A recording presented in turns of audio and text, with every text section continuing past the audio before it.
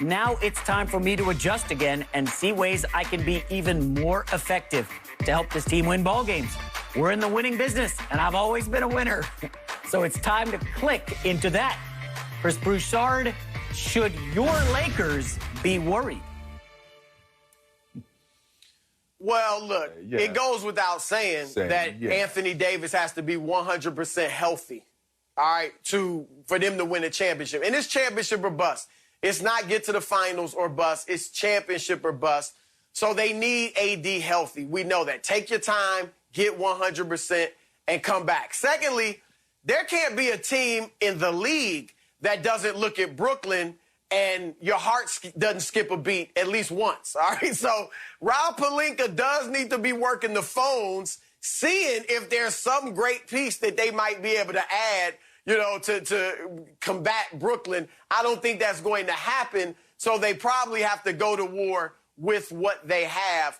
And so worried is a little bit too strong for me. Oh, no. I would just say concerned, all right? And I think LeBron, I get where he's coming from, because if you watch this season with the Lakers, I see a different setup than I have in the past with LeBron teams. I see LeBron being more a part of the offensive system rather than being the offensive system. I think he's fitting in a little more than he ever has. He's not having to create everything for everybody. And that's worked fine when AD was there.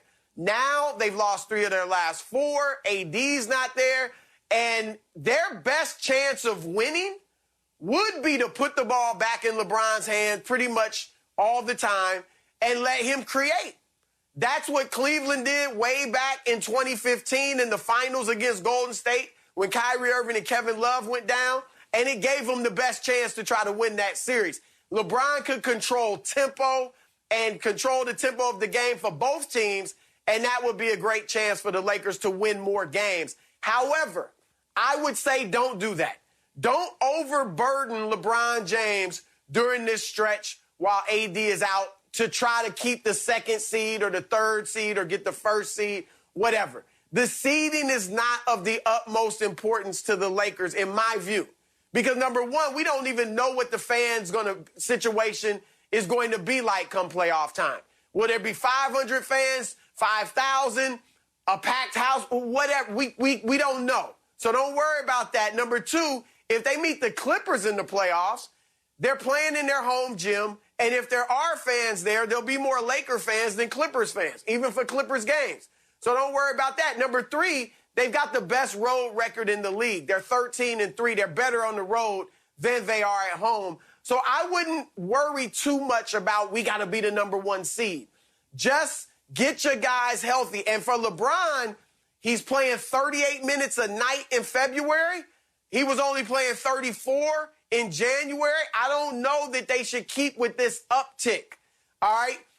Play the way they've been playing. Don't overburden LeBron. Let him continue to be a part of the system, and let Kuzma, Dennis Schroeder, Montrezl Harrell, and the other guys pick it up, because this could help them come playoff time. If they've learned how to, you know, carry a bigger load than they have when AD is there, that could be beneficial to the Lakers. So no time to panic. Be concerned, but not worried. It sounds as though the Lakers need to contract you, Chris Broussard, to come in there and talk to their team and settle them down and calm them down and give them that nice kumbaya, warm feeling that you're giving me right now, listening to not having to panic over this Lakers team. Because if I'm any other mindset, I'm panicking. I'm panicking big time. And you know why? You know what I watched and I've seen with this Lakers team?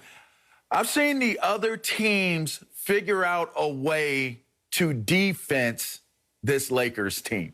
And looking at the sets, I'm seeing a 3-2 set. They're setting up at the foul line, at the free throw area, so that they can rotate out to the edges and play defense out there on those perimeter shooters. But it's passive. It's passive perimeter defense. You know why?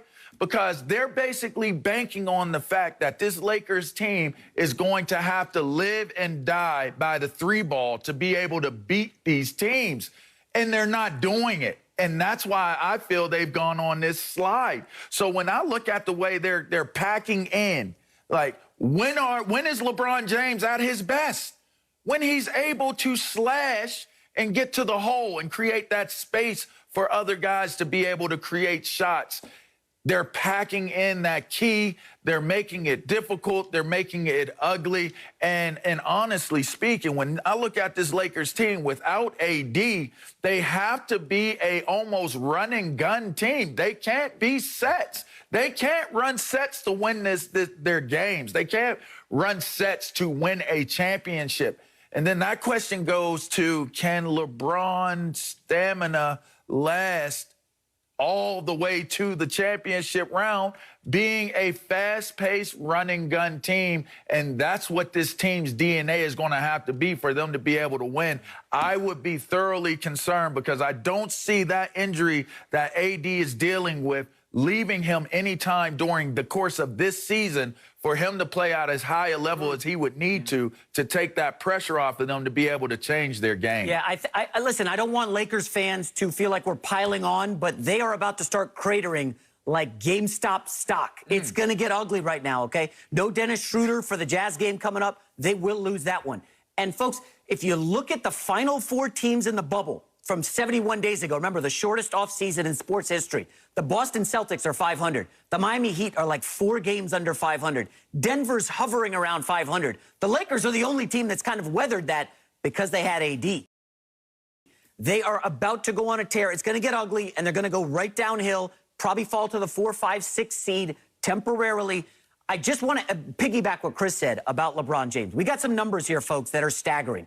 LeBron's minutes, as Chris said, are up. What he's doing at the age of 36 has never been done in NBA history. Seriously, pull up the numbers, guys. This is LeBron, 36 or older, compared to anyone else who's ever played in the NBA. Look at it. This is unbelievable stuff. And as Chris said, 38 minutes. LeVar, we know this cannot last, okay? You've got to dial back LeBron's minutes, eat a couple L's, have Kyle Kuzma take on some of the offense. KCP, bro, you're making $12 million a year. You're scoring 8 points a game. You got to up the minutes. We need more out of KCP. We need a lot more out of Montrezl Harrell. He wants to know why the Clippers didn't pay him. He's upset that Luke Kennard got $64 million, okay? Montrezl Harrell's numbers are down across the board. His counting numbers are down. His efficiency numbers are down. I don't like what I've seen from Harrell. Frank Vogel needs to get the other guys up to snuff for this Lakers team to get out of this hole. Yeah, look, I think a few things have to happen. You mentioned AD. Look, LeVar, if you're right about AD, if he's not going to be 100%, they might not get out of the West. Because J-Mac brought up LeBron's stats. That's phenomenal what he's doing. And remember, he entered the league younger than everybody else on that list. So he's got more wear and tear on his body than Michael Jordan, Kareem, Karl Malone, all those guys had at 36 years of age. So at some point, there's going to be slippage, and it might be now. And without AD, we might begin to see it. I'm not saying he's going to slip to the point where he's not one of the best players in the world, but he could slip to a point where he can't carry this Lakers team without AD being at his best. AD's not only got to get right physically, but mentally. I expected AD to come out and challenge for that MVP award this year. Coming off that championship, I expected there to be a natural passing of the torch from LeBron to AD in Lakerland. Instead, AD has regressed. Points are down. Rebounds are down. Blocks are down. Free throw attempts are down. Even free throw percentage is down. He's a career 80% shooter. He's shooting 71% from the foul line, which is baffling. So I don't know what's going on with AD. He clearly has not had his game faced on. He can try to say he's playing great defense, and he is playing very good defense, but he is slipping on the offensive end, and he has got to come back right, not just physically in 5 weeks, but mentally, ready for the second half of the season to help LeBron put some fear back into the other teams because they see the Lakers playing so well. I don't see anybody being afraid of the Lakers at this point. It sounds good, but I don't see a healthy AD making people afraid. I don't see that out of this Lakers team. And listen, I don't have a dog in this fight. So when everybody starts talking about this, why you hating on the Lakers? I'm not in that. I'm not in that wagon. I'm not on that bus. I'm just looking at it purely as a spectator from the outside looking in.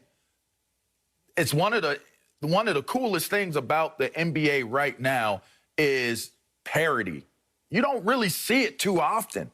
There are so many teams that are built so much better. We talked about the super teams.